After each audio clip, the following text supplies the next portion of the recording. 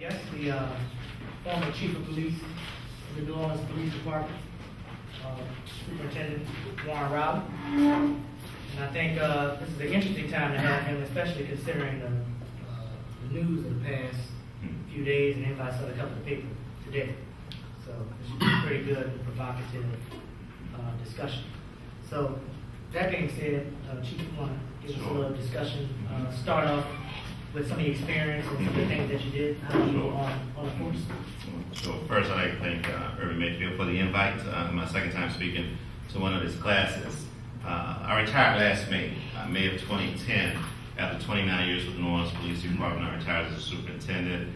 I started in 1981 as a patrolman in the uptown area of the city, working my way up pretty much every position of the police department, working from a patrolman to a task force, to working undercover in narcotics and vice, ultimately as a special investigator and investigating police misconduct as a sergeant in internal affairs, which is now called public integrity, was promoted to lieutenant. I was assistant commander in Central City, which is the 6th district, one of the most violent areas of the city. And then I became community policing commander. I was over 4 housing developments, which at the time had probably the highest murder rate in the country back in the 90s. Was promoted to captain, and I took over actually information systems, which was technology. I left there and became the commander of the 5th district, which is the Lower Ninth Ward, which was at the time the 6th district and the 5th, the Central City and Lower Ninth Ward were the most violent areas in the city, and still to this day are the 2 most violent areas in the city, and historically have been the most violent areas in the city. I was then promoted to a deputy chief, worked in 3 different divisions, which were, I worked as the operations chief, I worked as over education and training, and then ultimately superintendent of police. I took over as superintendent 28 days after Hurricane Katrina. Probably I have the most unique experience as a superintendent that anyone's ever had. I took over 28 days after America's greatest disaster. We lost 400 cars, 500 police officers. My headquarters was a 12 by 20-foot trailer for about 2.5 years. And about 70% of our police officers were working out of trailers or some sort of temporary facility. So it was hard to come to work in a trailer and then go and patrol areas of the city that had been completely destroyed. Your residents were living in trailers. It was just it was sort of like in a twilight zone. It was happening, but you really, even 2 years later, you were waiting to wake up from this dream. It was really a pretty bad experience. So again, then I retired last May. So today, I teach as an assistant professor at Southern University. I also do some consulting for the federal government. After Haiti's earthquake, the State Department, the United States State Department sent me to Haiti. I did an assessment on the criminal justice system in the aftermath of that earthquake. I recently came back from Prague and Brno, Czechoslovakia, assisting them with disaster management. They have major flooding problems, and I have 3 assignments for the federal government coming up, which are Uganda, Iraq, and Moldova, Ukraine, from the Ukraine. So that's my next 3 things I'll be doing. That's it. Quickly, what was your assessment of Haiti? Well, Haiti, it really gave you a perspective of Katrina. As bad as Katrina was, in Haiti, to get there, there's so many poor people. There's 6 million people in Haiti. 1.5 million of those people live below the poverty level. There's so many poor people, and what's so bad about it, many of them had no idea that they're really poor. And that's what's really, really sad about that entire situation. How do you mean you don't have an idea? Because they are surrounded by nothing but poverty. There's not great transportation, so it's not like you get to go all over the island. It's not like they have a transit system. They have these little trucks called tap-taps that you just run and you jump on. It's no bigger than a truck, and it's like a van where all the seats are taken out. Some of them are like little trolleys, but they're actually cars. You just jump on, you pay the driver, but people are in them like sardines. It's almost inhumane. You have to see it, but I guess when you grow up in that culture, It's not a big deal. Imagine it's 98 to 100 degrees in the summertime, and you have 20 people packed into something that's really designed for 10 or 12. And you're hanging off the side, but that's their mode of transportation for those who don't have cars. The island has the potential to be extremely beautiful, but it's not because of the poverty. When you go up into the mountains where wealthier people live, which for the most part are not people from Haiti, they're from America and Britain and other places, then you see the beauty of the island. But people are very, very poor. There's an odor, and that happens in other countries as well. But to us, it's a strange odor. And I guess our cleanliness is probably a odor to some other countries when they smell deodorant. It's offensive to some people. But there were places called internally displaced persons camps, where there were people, anywhere from 25,000 people to 100,000 people that were staying in various places around Haiti. They were homeless. Their homes had been destroyed. And they were living in basically 10 by 10 or 12 by 12 foot square areas with 4 sticks. We had blue tarp on our roof. They had blue tarp wrapped around the sticks and blue tarp covering it. It was an awful situation. When we were there, Canada was there, Italy was there, Bangladesh was there, and some American soldiers were there. When we arrived, we had to have security. When we went into Port-au-Prince, we were in bulletproof vehicles. We were there to do an assessment. At that time, the rumor was they were kidnapping Americans and holding them for ransom. So that was another part. They had criminal activity that was going on. But in those internally displaced persons camps, they had to bring in doctors from all over the country because the gangs in those internally displaced persons camps were just indiscriminately raping people. And they were raping young girls who were 10 or 12 years old. They would become pregnant, and they were too young, and in some cases too malnourished to carry a baby to term. So they were doing abortions over there at an alarming rate. This was a part of our assessment, and this was what was told to us by the people that were there. Imagine being on a football field, something a little bigger than a football field, with 25,000 people living there. No bathroom facilities, no running water. It's 98 to 100 degrees. Humidity probably made it worse than that. It's really dusty. It's a very dusty country, very dirty country. And your surroundings are buildings that have collapsed on top of each other. So it was a pretty difficult place. It sort of made us realize that even though our state, federal, and local government failed during Katrina, it was still better than the resources that they had in a place like Haiti. Looking at leaving a job, and now you've been out of the job for how long? I have been gone a year and 5 months. So roughly a year and a half, Yes. but your badge is not active. It's not active. You miss carrying a gun? Not at all. I can still carry a gun. I'm still You miss commissioned. No, not at all. I really don't. And to be honest with you, the longer I'm away from it, the better I feel about it. The only thing that I ever really missed about it was I missed being busy, but I certainly didn't miss law enforcement. And nothing against it. It's a great career. But obviously, with the scrutiny that's been on this police department over the last few years, it's not something that you really want to be a part of. Police officers are retiring, resigning, going finding other jobs on a daily basis. They're leaving the police department right now because they don't feel like it's an organization that's respected or highly functional. Let's talk about the police department from layman's terms. Mm-hmm. So a lot of times as a person, just a resident living on the street, and before I had any real substantive information about the police department, Mm-hmm. we say, well, crime is bad. You pick up the paper today, crime is bad. And you say, well, why don't we just go out and hire Mm-hmm. more police? Mm-hmm. And if we went out and hired more police, that would give us one type of solution. Mhm. What is the challenge with why crime is so bad Mhm. in the city of New Orleans, and why is it not just as simple as going out and hiring,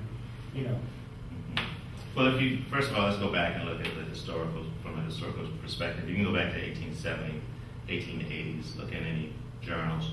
New Orleans, back during those times, with the exception of the Wild Wild West, was the most violent urban city in America. New Orleans has always been in the top 10 in murders, with the exception of a period or two here or there. So New Orleans has historically, going all the way back to the 1800s, been a violent city. The riverboat gamblers, there were murders, there were shootings, it goes all the way back to then. Right now, the problem in New Orleans is poverty. 27% of our population lives below poverty. The unemployment rate is high. There's no strong industry here. There are no major corporations here as it relates to Fortune 500, with the exception of Entergy, which is a Fortune 500 company that has an office here, has a company here. So until you go back and create great schools, the number one thing you have to have is parenting. You have to have great educational institutions.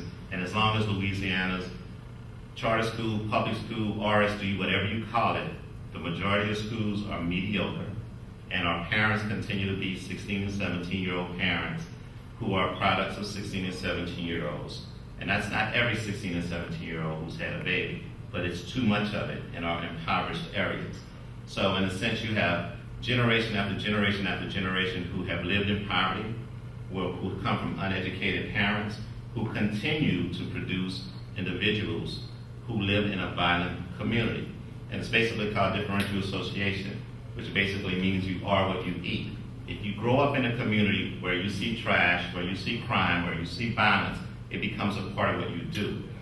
As a lieutenant, probably in the 1990s, 94, 95, we were on a murder scene, and we saw a parent who was 19 or 20 with two kids, one maybe three, one maybe one on her hip, one in her hand. She was bringing the babies to the murder scene. Now you have somebody laying there with, I think he was shot in the face 7 or 8 times, and in the chest, I think 12 total times he was shot. Why are you bringing your children to a gruesome scene like that? So it was at that point we began to order the orange screens to cover the bodies so people couldn't see the bodies, because when she was questioned about it, she cursed us out, telling us we couldn't tell her what the hell to do with her children. So how do you help someone like that? It won't happen overnight. That person has to be trained. But it is because of the environment that she was in that she has that attitude. Because if you're not from that type of environment, and you're from a different environment, most of the time, I mean, as a young guy, when the police came in my neighborhood, and I grew up in a poor environment, we had to go home, not go to the scene.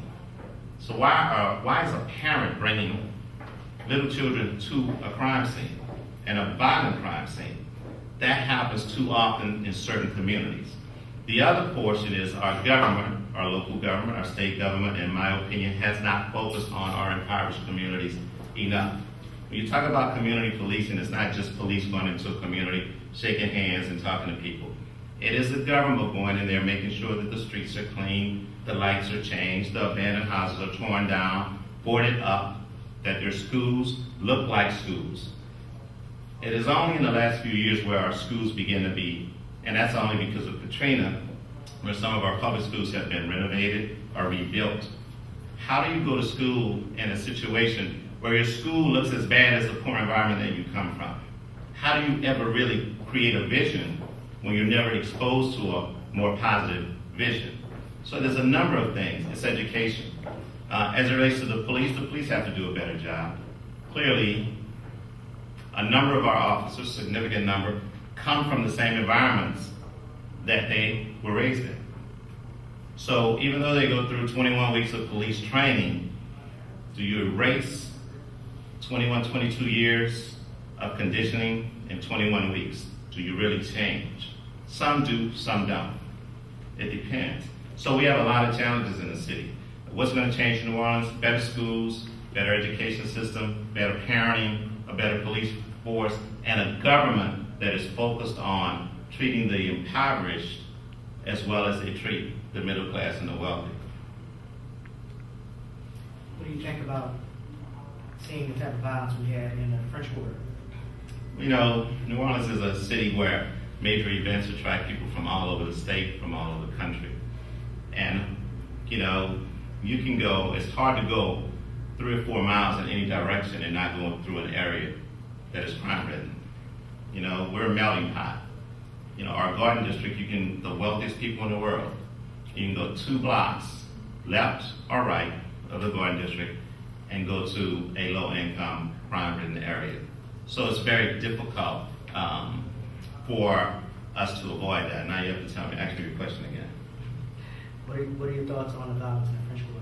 Well, with that, my point was the people in the surrounding areas go to those locations. People from all over the city go. A lot of those young men go there with guns because they're afraid. They go there because they have some sort of issue with some other person. They want to be prepared when they run into them. Some of them carry guns for protection. They drink, they get drunk, and as soon as somebody bumps into them, as soon as they have a cross word, as soon as a bouncer tells them you can't get out, you have to get out the club because you're acting in a way that's not acceptable. They're drunk, or they're just out there to do something wrong, and it happens. How do you prevent that? I think that's very, very difficult for the police to even prevent. But if you have enough police coverage, you might force them to think about it twice, think about it 3 times, and prevent some of those things. I don't know what the coverage was like in the French Quarter, so with the shootings the other night, but when you think about it, I'll give you an example. In New Orleans, over the last week, since October 26th through November 1st, in New Orleans, there were 231 crimes committed in the city over that period. We have 343,000 people in the city. If you look at Dallas, Dallas has 1.1, almost 1.2 million people. During that same time period, they have 100 crimes committed. So how does a city with 1.1 million people have only 100 crimes in the city with just 343,000 have 231 crimes in the same period? It has to be the mentality of the individuals. Law enforcement has some role in that. The criminal justice system has some role in that, because if you look at the shooters, you will find that the majority of people who are involved in crime have been arrested a half dozen times. So if you've arrested somebody 6 times on a felony and they got out and now they kill somebody, whose fault is that?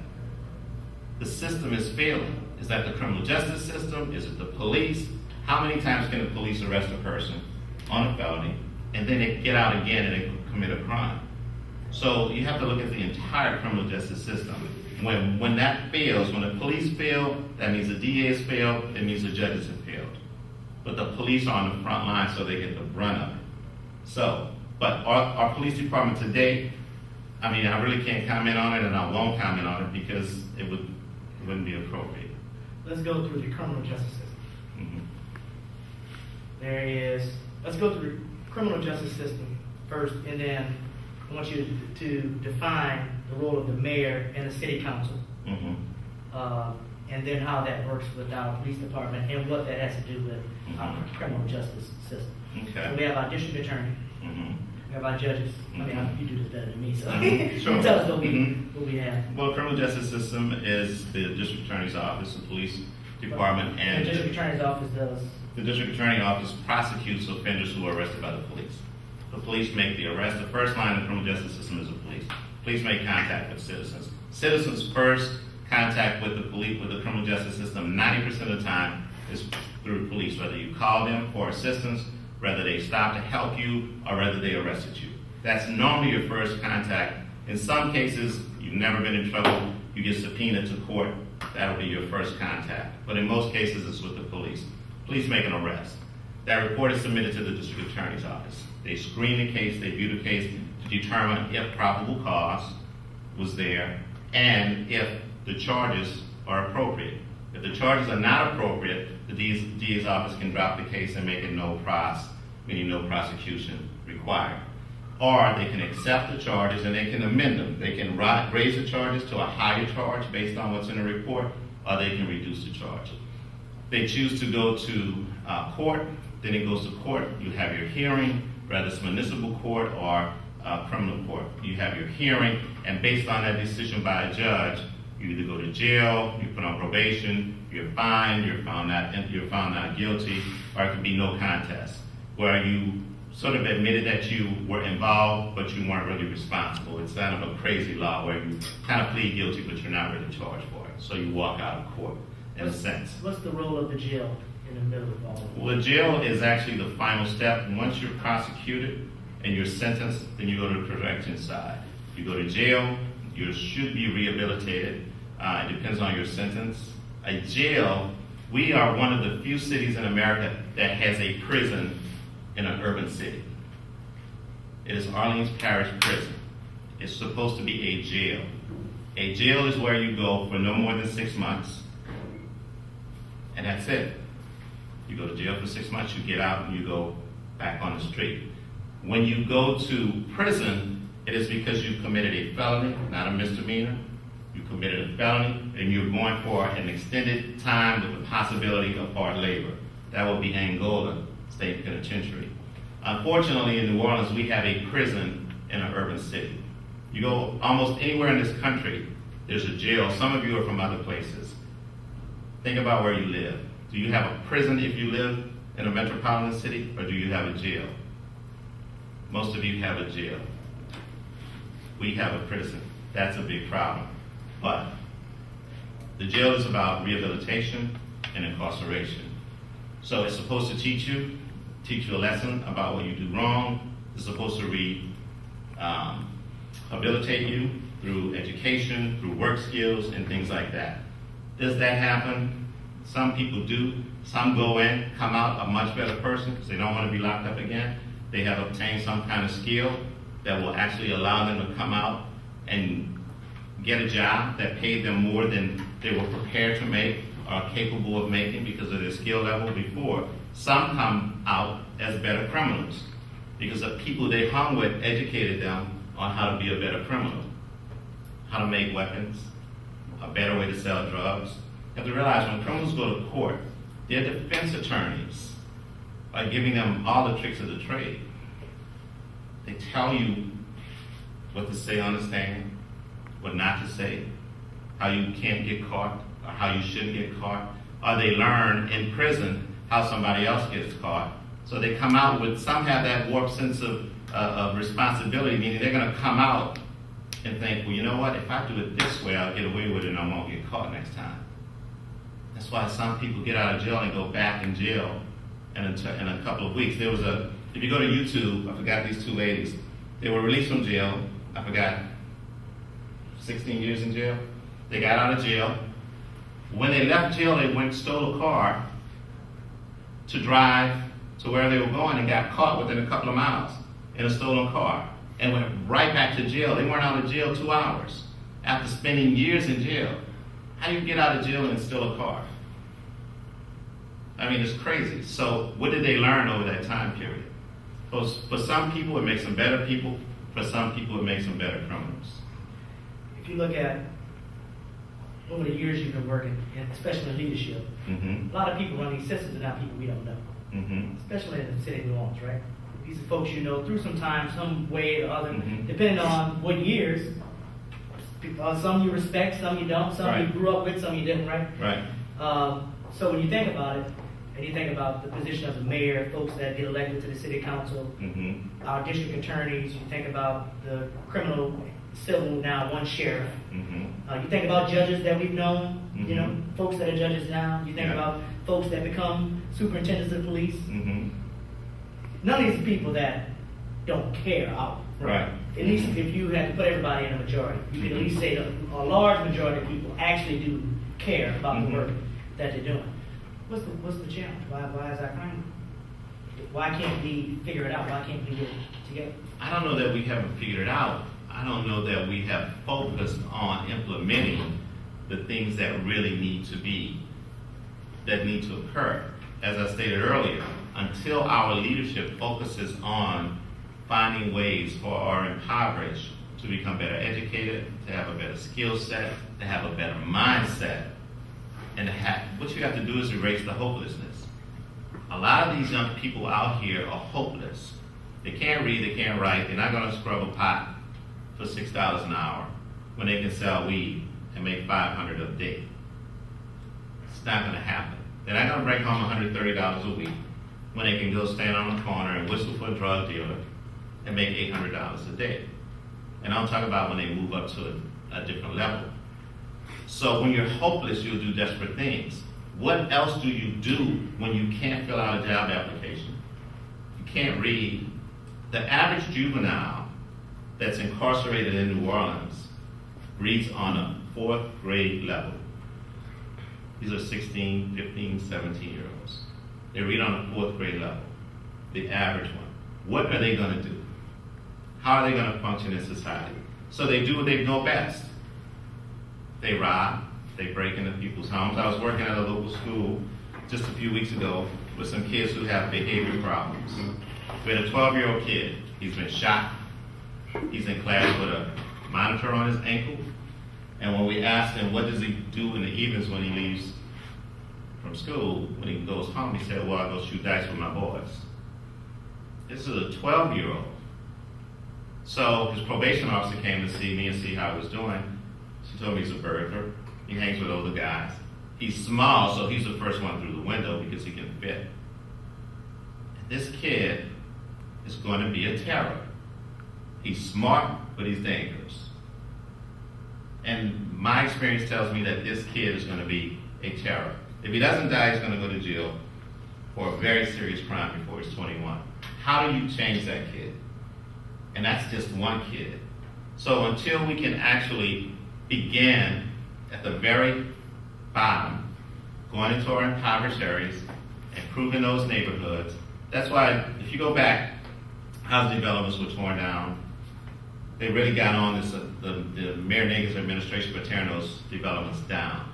But why would you want to put poor person on top of poor person on top of poor person with no skills? I grew up in a poor environment. In every poor community, there are those certain families that are smart, that are intelligent, that are going to raise their kids the right way, and those kids are going to move out, they're going to do great, great things. But you have that other 75 or 80% that's not. So when those developments were torn down, and these families were moved into River Gardens and Harmony Oaks, and these other, you had 75% middle class, productive professionals, working class people.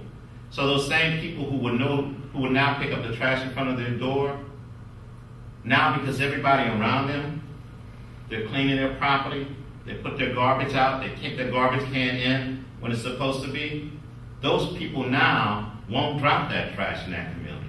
Because when they look around, they see how everybody else lives. So they're doing what they see other people do, and they're learning from it. So anytime you put poor person on top of poor person, what are you going to get? And that's what we've done in this city for a very, very long time.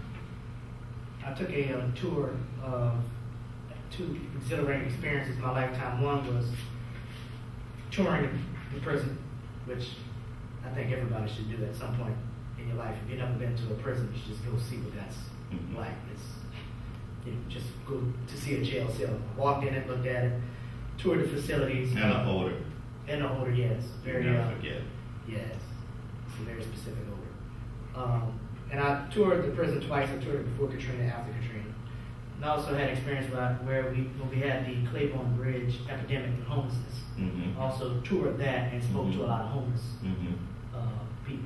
Mm-hmm. Out of that experience, I'm always reminded of, as a citizen, whether you're a student, whether you're a professor, whatever, when you go out through your day-to-day life and you pick up the paper and you see how many other people have been wounded, somebody's been killed, you're just kind of a bystander watching these events take place, it's hard to not get a feeling of being helpless. Mm-hmm.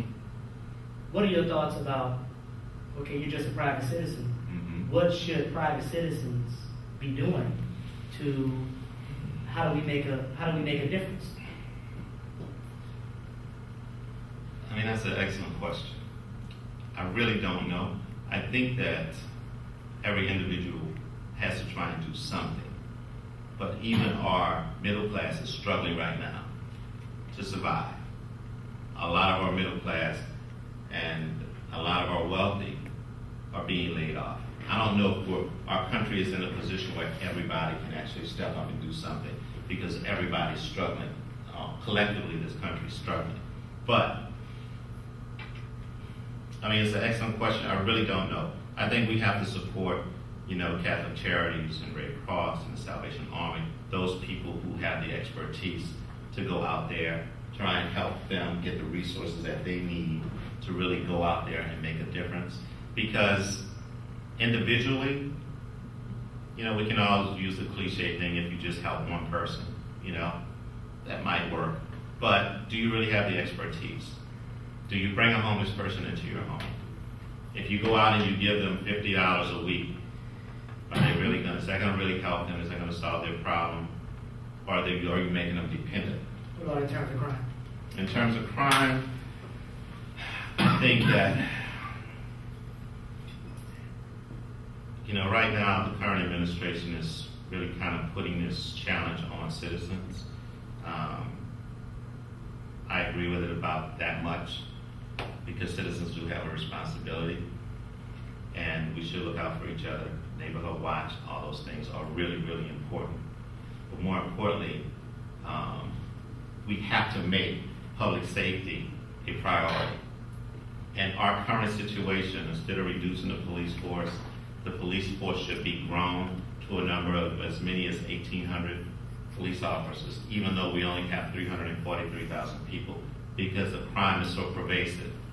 You grow it where you can cover every area. You cover every area as you put resources into our impoverished communities.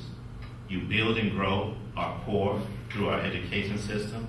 You have to find ways to improve the economy here, where people can go out and find jobs that are paying $8, $9, $10 an hour, where they can have some sort of self-sufficiency. Over that time period, as the city gets better, as the education system gets better, and as we reduce our poverty rate, then you begin to reduce the police department. But right now, for this city, the only immediate assistance is to bring in more law enforcement and improve our criminal justice system, while working to improve our impoverished communities. Because that's why we've been in this boat so long. We have done nothing to we continue to produce, I'm just going to say it, in some areas of the city, we continue to produce hopelessness and new criminals because of the lack of resources that are being put in the communities that really need it.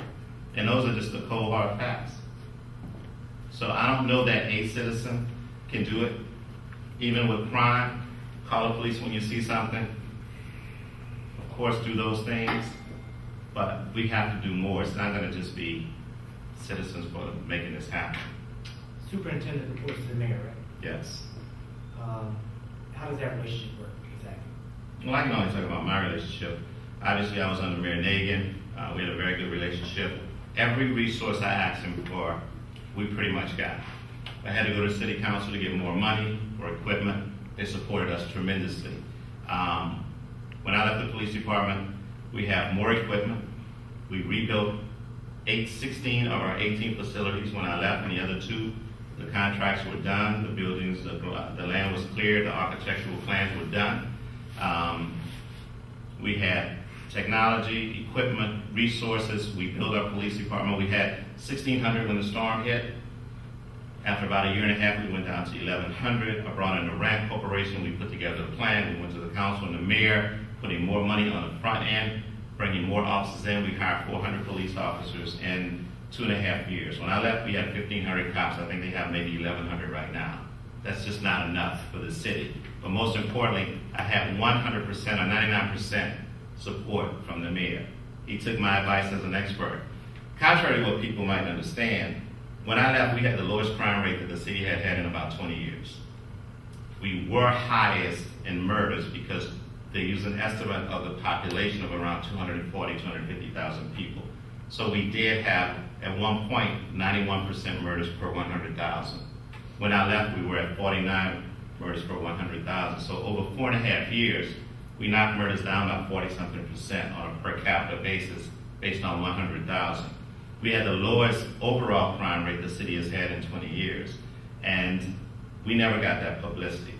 That was politics. That was some of the media.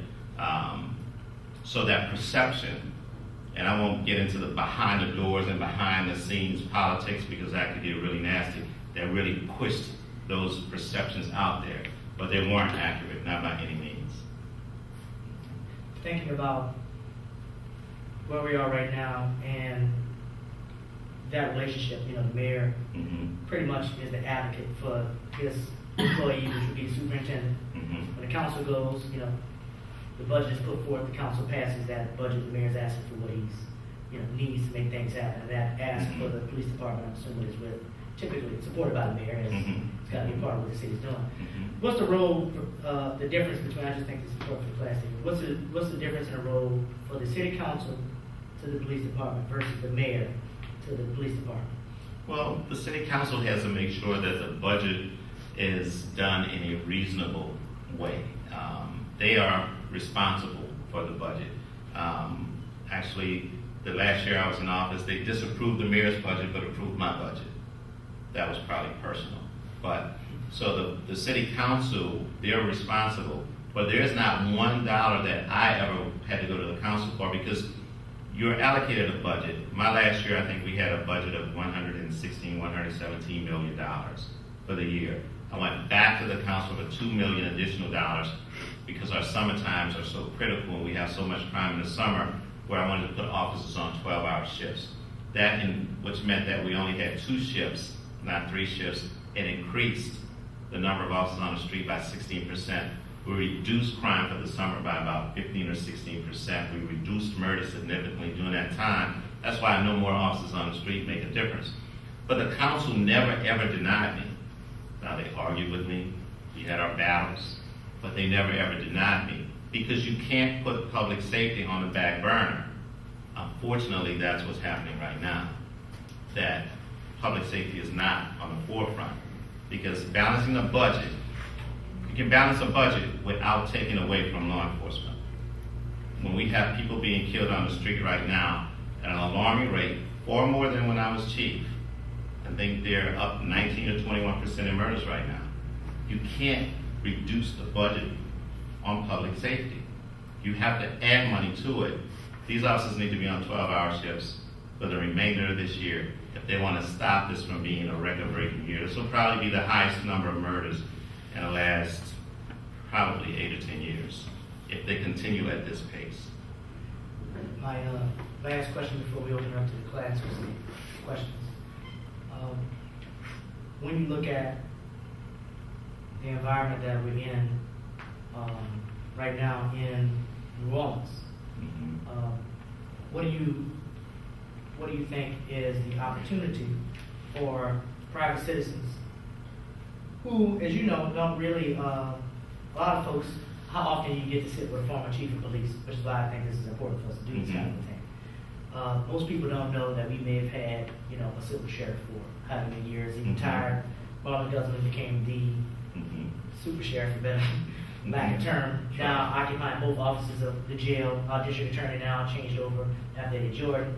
He's been in now. You know, a lot of folks may not know what makes a good. You know, when you go to put your vote in, and you know you're voting for a district attorney, you're voting for a criminal sheriff, or now it's just sheriff, or you're voting for city council members, or you're voting for mayor. You don't really get to vote for the police chief, but the mayor hires the police chief. It's a lot of, you know, it's something that, you know, obviously being close to the politics, you learn. Like I've learned somewhat, and I still feel like a novice on it. How do, just generally as a private citizen, do you gain, you know, some idea of what you can do, even if it's just with your, the vote that you can put in place? Well, I mean, you really do have to pay attention to what's being said, but I think it's an injustice what goes on. Because what happens in an election, unfortunately, is when you get into the runoffs, the dirt comes out. And then both sides are talking about each other, which really, when you think about it, when somebody's elected, if you really think about the election, neither one of them deserved to serve you if all the dirt that came out was really true. So what really needs to happen, in my opinion, in order for citizens to be able to make a real decision, it needs to be about your accomplishments, about your plans, about your strategies, and about your guarantees on what you're going to accomplish or try to accomplish. And then you have something to go on. Right now, because of the psychobabble and the garbage in elections, I don't know that any of us know who to vote for. I really don't. I mean, but I guess you really have to follow your instincts on how you feel about that individual. Most of you will never meet them. You're going to go by what you hear on radio. or you hear on TV. So you don't really have a sense. You know, right now, President Obama, if you listen to Fox, and I don't know anybody's political affiliation, he's the most ignorant president we've ever had, when he's in fact the most educated president we've ever had. So, I mean, I don't know how you really decide who to vote for, other than your gut feelings on what you believe, unless you have had a personal experience. But you want to obviously vote for who you think is best going to serve what you think, what your agenda is, what you think should be accomplished, and who kind of meshes with your thoughts.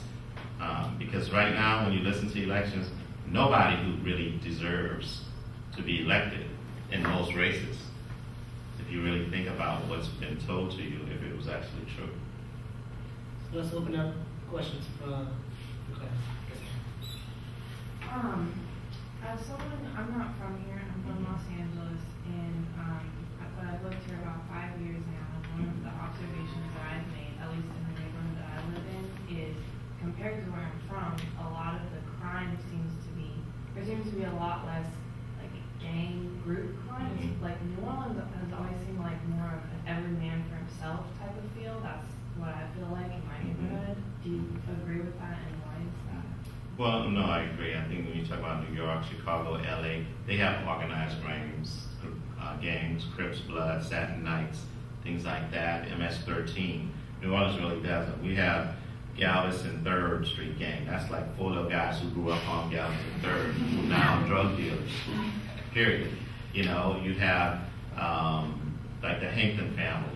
Charlie Hankton's been all over the news. I did say he was the most dangerous criminal in the city because he was, when I said it. His family, his immediate family, not all the Hanktons, not everybody with a last name Hankton is a part of that group. But that's about 5 or 6 people that we know of. It's not like the Crips and the Bloods where you have 300, 400 people, and that they all, no matter where you go, you're a Crip or you're a Blood. If you leave LA and you go to New York, you get with the Crips if you're a Crip. If you come to New Orleans looking for a gang, if you didn't grow up on 3rd and Galveston, you're out of luck. We just don't have that type of organization here. So it is sort of like this every man for himself, because a lot of our murders are those 3 or 4 guys who knew each other. They got into it and they killed one another. They grew up in the same community. They're friends. When you see somebody in a car and they got a bullet wound to the side of their head, that's somebody who was their friend, who was sitting in that car with them, who turned on them and they didn't know they were turning on them. Because you don't let enemies get that close to you. And we have too many people that are killed in this city with a gunshot point blank to the head. That's somebody they knew, who they trusted. So, but yeah, it's a good question. We fortunately don't have that kind of organization. If we had those type of organized gangs in New Orleans, we would really be in chaos. Next question.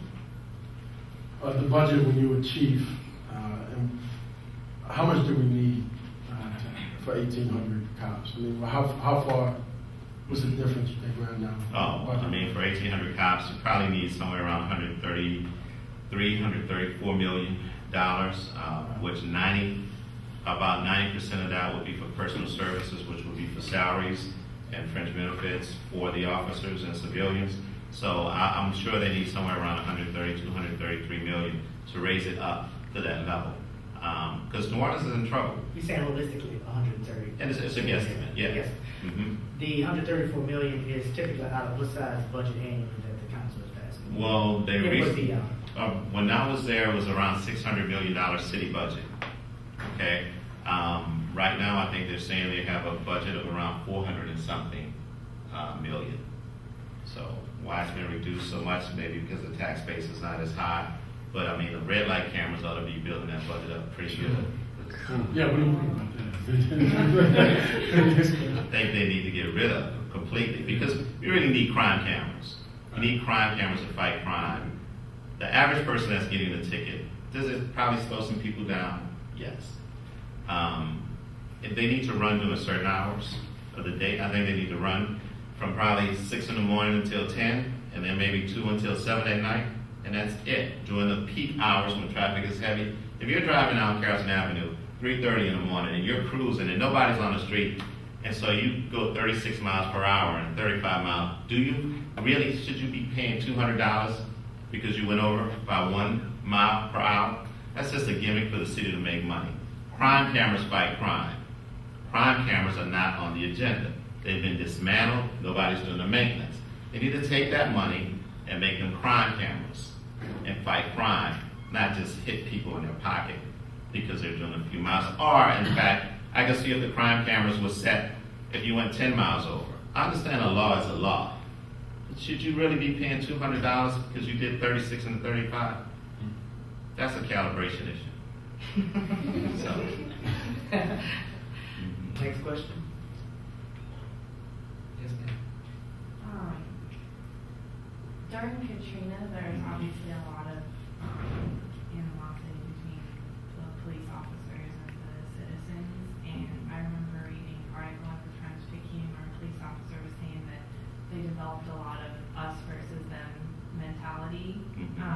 Is there a way you think in future disaster situations like Katrina for police officers to avoid that kind of like looking at the citizens as them? And I can tell you the real issue with Katrina in that situation was the fact that we lost communications. Our communication system went down about 12 hours after Katrina hit landfall. We went 80 hours, a little bit more than 80 hours, without any communications. We couldn't talk to anyone. Phones weren't working, police radios weren't working. We had to send runners from one place to another like we were in a civil war to relay a message. And then the worst part about it, you might have to drive in your car, then get in a boat, and then get back in a car to get across town. That's how bad it was. So that us versus them mentality is probably something that's ingrained in the NOPD. Unfortunately, it has been historically. I think the federal government has pretty much destroyed that thin blue line where everybody sort of sticks together no matter what. That's an unfortunate part of NOPD, but during the critical, that first week, it was a fact that we lost complete command and control. We could not get our message out to the masses on professionalism. We could not get it out because we didn't have the ability. We didn't know we had rumors that cops were dead, that cops had drowned, that whole units had drowned. We had 100 officers at Methodist Hospital stuck in 20-something feet of water, that it took us 2 days before they could be rescued. We had police officers at LSU's dental school.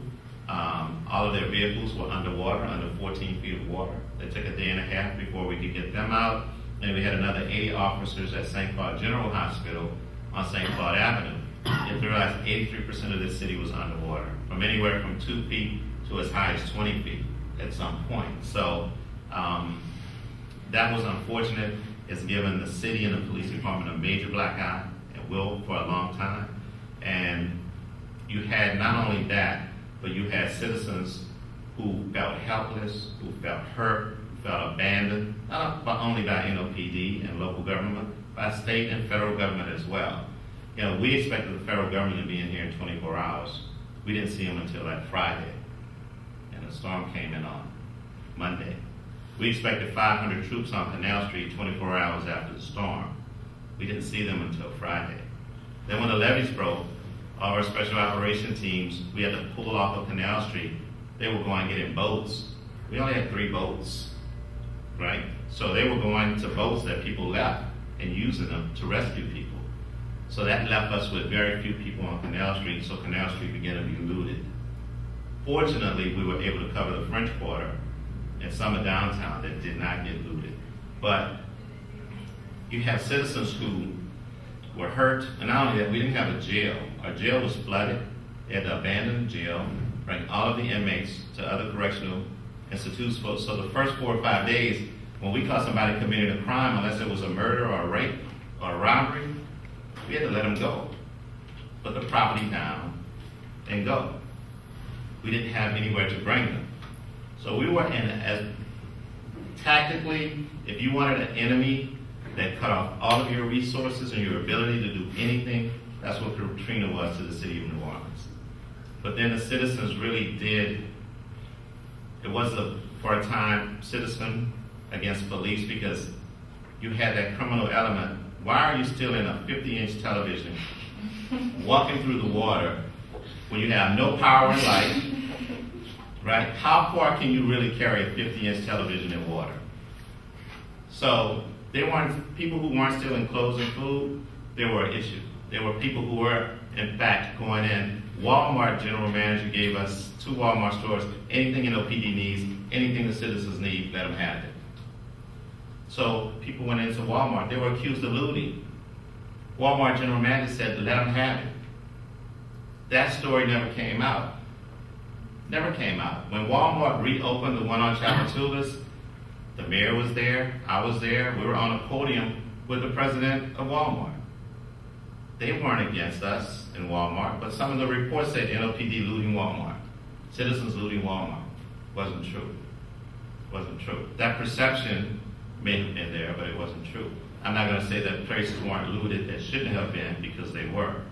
So, but you had a wounded city, and some people won't ever get over that. Imagine you lost your house, you lost your car, you lost your job, you lost loved ones, and nobody gave you an ounce of respect.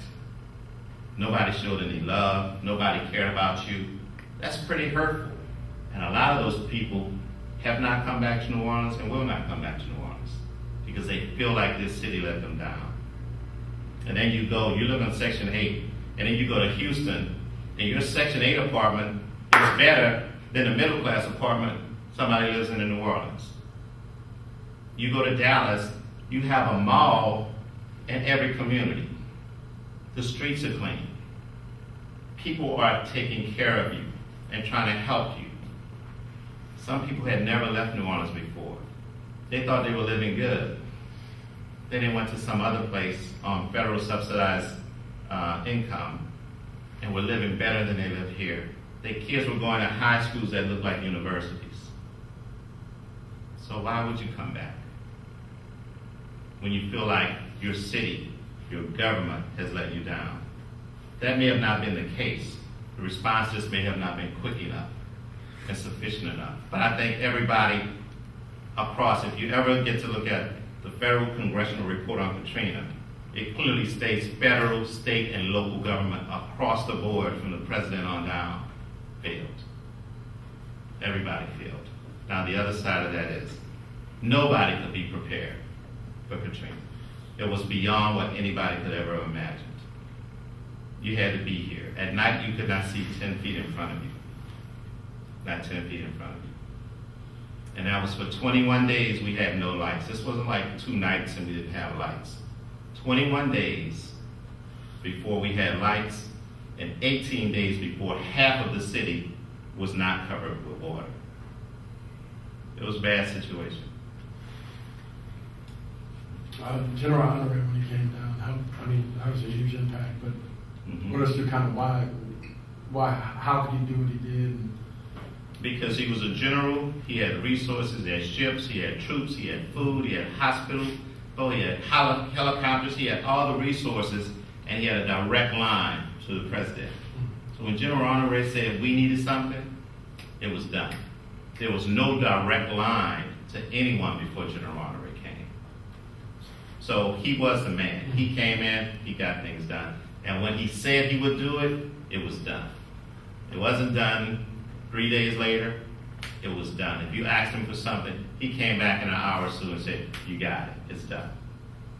So he had the authority, and he made a big difference. Any last questions? Well, just thank our guest today, Chief.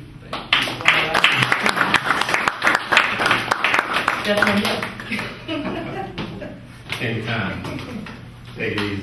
I taught him how to play the trumpet.